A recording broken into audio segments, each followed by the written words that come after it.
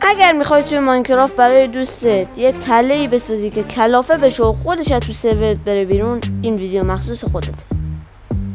تله اول.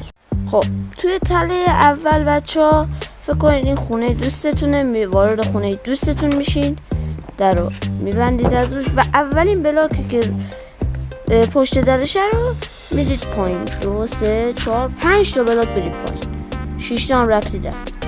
خب آقا ما یک لاوا میذاریم، بالایش هم لاوا میذاریم. خب آقا میایم بالا تا مشکلی پیش نیاد. خب ما میایم بالا. خب بعد مثلا فکر کنید به شب میشه، دوستتون میخواد بیاد تو خونش، ماب دنبالش میکنه، بعد مثلا میفته تو این. چقدر باحال و جذاب.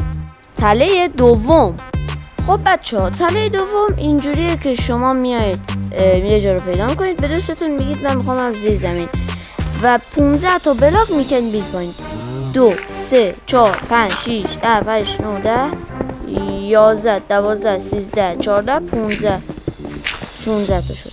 17 18 19 20. من مشعل تورچ بزنم.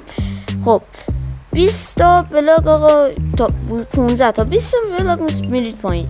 حالا چیکار میکنید؟ میخوام به دوستتون حقه بزنید، بگید آقا من رفتم پایین. حالا اینجا رو یکم بکنید که شک نکنه. مشعل کندم. اینجا رو یکم بکنید که شک نکنه. برید جلو، یکم بکنید که شک نکنه. خب حالا ما میایم یه دونه بلو کارپت اینجا میذاریم، یه کارپت آبی اینجا میذاریم.